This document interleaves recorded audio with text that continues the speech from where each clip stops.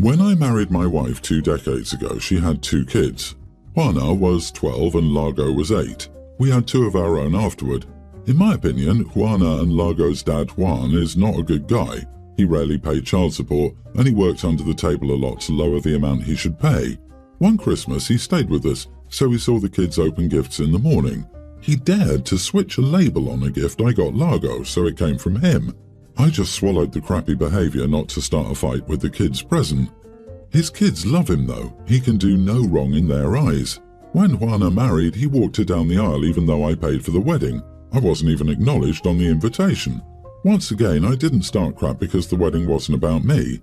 When Juana had her first child, I was told in no uncertain terms that I would not be her kid's grandfather. I was just her mom's husband.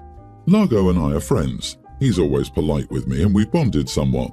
After their mom died, he still came to see me and we often shared a meal. He'd brought his fiancée to meet me and he hand-delivered my invitation to make sure I knew he wanted me there. Since her mom's passing, Juana has not contacted me. The funeral was the last time I saw her or her kids. I thought Largo's wedding would be the next time I saw her. However, the economy has kicked her family pretty hard and they lost their house. They need a place to stay. She called me about moving in with me. She wants me to move my kids into their old room so her family can have the basement suite in my house. I told her no, I wouldn't uproot my kids from their area to accommodate her. I offered to let her have 2 rooms upstairs with me. She said she didn't want that. Only the basement suite would do. I said it wasn't going to happen and left it at that. Her father won't or can't help her out since he lives in a bachelor apartment. Largo lives in another city. Juana said that if her mother were alive, she would make me let her have the basement since it was her house too. I reminded her that I owned the house before I married her mom and that it was 100% mine. Largo reached out and I ensured he knew the whole story. He knows I offered her 2 rooms for free. He said she was dumb not to take the help. I feel bad about this whole situation, but I won't move my kids out of their space. They're teenagers now and I'm teaching them to care for themselves. They're also dealing with losing their mom. I'm not super excited about letting someone who dislikes me into our lives, but I'm still willing to help her. I feel like an idiot, but I'm not changing my mind. Not the idiot. You were always her mother's husband, not her stepfather, or even the father of her half-siblings. It also sounds like she hasn't even been in touch with them, yet she's now happy to upset all your lives. She's not your kid. She's made that plain. Don't do or give her anything. She's an entitled idiot. Your kids are your concern, and disrupting their lives to move her and hers in would be the move of an enormous idiot. You aren't that, and I wouldn't have even offered the 2 rooms. It's her life. She's an adult. She made her choices. I know that life should not be tit for tat, but ask yourself if the situations were reversed, would she offer you the same hospitality? I think we both know the answer to that question. If you feel so inclined and genuinely want to help her, offer a monetary gift to help out, something you can easily afford to give away because she won't pay you back. That would be the most I would be willing to do. I don't think she even deserves a monetary gift after he paid for her wedding and she got a bio-dad to walk her down the aisle and gave him no role other than ATM. She doesn't care about him, just what she can get from him. Hope he was told in no uncertain terms that he would only ever be her mother's husband to her. Sorry, but she doesn't get to change her own rules just because she now wants something. She wanted the basement so that she wouldn't have to interact with the family. She wants free housing, but not the family that actually lives in the house. I also have experience with moocher family. Do not let her stay with you. I, 29 female, have a tween daughter. My ex, aka her father, and I had her at a very young age. We separated 1 year later after we had her and have been co-parenting ever since. My daughter's father is more of a strict parent than me. For example, he doesn't let my daughter wear certain types of clothes like cropped tops, tank tops, bodysuits, etc. He also doesn't want her wearing makeup and yells at her a lot because she wears makeup all the time, including these fake eyelashes. Now the thing is, I let her use them because she's a good kid. She gets amazing grades, is respectful, and I believe she can express herself in that way. He also has this rule with her where she has to put her phone on DND, do not disturb, by 10 PM at night. Why? So she doesn't do anything bad, which I don't understand how that's going to work, but whatever. My daughter also has been telling me that his new wife, her stepmom, is sometimes rude and strict. Last week I got a call from my ex and his wife, angry and telling me that I'm such a careless, bad parent. I asked them to explain, and they said they found out that my daughter has a secret boyfriend she's been hiding and said that it's my fault since I let her go out wearing all this makeup and inappropriate stuff. Now remember, this isn't the first time they blame me for my daughter's actions and stuff. Now, since this wasn't the first time and it's honestly really annoying, I told them that my parenting shouldn't concern them and probably isn't even the reason she's misbehaving, and that their strictness is why she's hiding stuff from them. They hung up, and from what I've heard from my daughter, they've been talking crap about me and are saying I'm an idiot. Also, for the boyfriend thing, I talked with her and she said that he wasn't even her boyfriend and just a guy friend. But am I an idiot? Call me a dinosaur, but I don't think a tween needs to be wearing false eyelashes or bodysuits. I also think that giving a kid that young unrestricted access to a phone past 10 p.m. is a bad move. She should be asleep then anyway. So it might be an unpopular opinion, but yes, you are the idiot. They have valid concerns. Fake eyelashes for a child sound back crap. You realise they can hurt her natural lashes if she wears them too often because the glue rips at them every time they come off. Face full of makeup? Is she a child or 32? No tween needs a face full of makeup. She already thinks she needs stuff like that. I mean, come on. Lady, you're obviously trying to be her buddy and not her parent.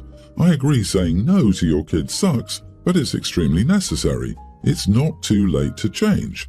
Grow up and parent. My gosh, do better. Kids these days have two modes, Coco Melon and straight up to Euphoria. It seems like it would be in your daughter's best interest to work with a mediator to work out best parenting practices so she benefits from consistent parenting in both houses. Everyone's the idiot here because neither of you seems interested in centering your kid's experience and making it peaceful and predictable. My niece Annabelle, teen, went to live with her grandparents a few weeks ago. This was a long time coming. Annabelle has been miserable at home for years. She's talked to her mom countless times and had my mom, my brother, and me talk to her mom on her behalf before. Nothing changed until Annabelle was finally done. This all started when Annabelle was 4. My sister, Natasha, 47, met her husband and they moved in together with his then 5-year-old daughter, Jasmine. Annabelle instantly adored Jasmine, and I know my sister hyped her up for them being sisters and stuff. But Jasmine, from day one, was very negative toward Annabelle. She would scream at Annabelle and call her names. It was normal kid acting out stuff that wasn't corrected from what we witnessed. Then, over the years, it just kept getting worse, and it stayed a very negative relationship even after Annabelle stopped trying to be sisters or even friends with Jasmine. Jasmine was with her dad way more than her mom. Like Annabelle's dad, her mom was a bit of a deadbeat, though at least she knew her mom, whereas Annabelle had never met her dad. Whenever we would see them, Jasmine would have no problem playing with other kids, even other kids in our family. But she would tell Annabelle she couldn't play or blame Annabelle for making her stop playing with others. My brother's kids would come and tell us what was happening, and neither Natasha nor her husband would say or do anything. My mom went over a few times to say it wasn't nice to exclude kids, and Jasmine would say she hated Annabelle and wanted her to go away. This all bled into school where Jasmine and some of her friends bullied Annabelle. Still, nothing was done. Natasha dismissed everyone who mentioned it to her. She would even ask Annabelle if she really wanted her to be unhappy and single again, or why she couldn't accept that some sisters wouldn't always be like you. She would ignore it when Annabelle told her that Jasmine never liked her. We did our best to support Annabelle, and we even tried to figure out if we could help with her and Jasmine. It came as no surprise to me when Annabelle told us her grandparents were fighting for custody. When they won, it was surprising because I almost expected it to go in Natasha's favor since she's her mom. But the judge decided Annabelle was old enough to have a say and considered everything. Natasha was furious with the decision and has been crying and raging ever since. Nobody has comforted her, and we've pulled back now that we no longer need to go through her to see Annabelle. This might be why she showed up at my house the other night and wanted to talk, and when I didn't let her in, she asked me why we weren't there for her. I told her I didn't feel sorry for her at all, and I said it was her fault this happened. Natasha called me a witch and stormed away from my house. She texted me yesterday saying I should still be there for her. Am I the idiot? She would even ask Annabelle if she wanted her to be unhappy and single again. This is the crux of it. Your sister did nothing for years because she was too selfish even to consider rocking the boat. After all, it might not benefit her. You are not the idiot. Sis had it coming. However, it's no surprise she still isn't listening. Jasmine was not obligated to play with Annabelle, but she should have been obligated not to bully her. And your sister was more concerned with her relationship with her husband than protecting her child. At least the child is safe now. She's a terrible mother who hurts her family for her own happiness. Well, look how that's turned out. She doesn't deserve any happiness. I wonder who Jasmine will take her rage out on now that Annabelle is safely away from her. I hope they get Jasmine into therapy. Soon. OP, your sister having a man in her bed was more important than standing up for her daughter. Thank goodness for the grandparents. Walk away from your sister. She's a lost cause. I just landed at home from taking my family on vacation in Mexico. My daughter was watching the Troll movie on the plane and minding her own business. The woman in front of her decided to put her hair over the back of her seat. This obscured the screen for my kid. My daughter asked her to move her hair, but she wouldn't. We pushed the button for the flight attendant and she got the woman to move her hair for about 15 minutes. Then she did it again. I decided to do something. When my daughter went to the bathroom, I took her seat. When she came back, I let her have my seat. She asked why I moved and I said that I liked the woman's hair and wanted a better look at it. The woman heard me and she immediately pulled her hair back, tucked it in and pulled her hoodie up. My daughter didn't notice. She was happy with her movie. I was glad to have a nap. My wife says I should just have switched seats and not said anything to make that woman uncomfortable. I think she needed to know that she was being rude. Not the idiot. This was a genius solution that deserves no shame or correction. Tell your wife to try to respect how quickly and smoothly you resolve the issue rather than try to critique it. Shaking my head. Some people can't be made happy.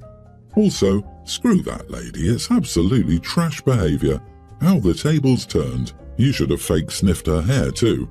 Someone did this with my nephew a couple of months ago. He's not a good flyer, slightly autistic, and he's 6'2".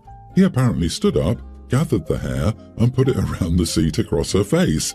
She spluttered and carried on. He loomed over the seat and just said I paid for a hairless seat with a video screen. Keep it away. Luckily, my sister-in-law was able to keep the peace, and a flight attendant warned the hairy one. To be honest, I salute you. You, sir, have handled this situation well. And the best thing is this will hopefully last. She will be wary of creepy men and not put her hair over the seat in the future. I wonder why your wife thinks you have to take care of not making that woman uncomfortable after that woman deliberately and repeatedly has made your daughter uncomfortable. When I got engaged, I, 24 female, asked my mom if she would walk me down the aisle and have a mother-daughter dance during my reception. She enthusiastically said yes. We told my stepdad and he said he was happy for my mom. He and my mom started dating when I was 6. He moved in 3 years later and they got married the following year. When Mom started dating him, she sat me down and told me he wasn't ever going to replace Dad, and that if he ever pressured me to do something I was uncomfortable with, like calling him Dad, I could tell her and she would nip it in the bud. She made it clear our relationship didn't have to fit anyone else's mold, and she reminded me of this again when he moved in and when they got married. She also asked for my feelings on things every step of the way.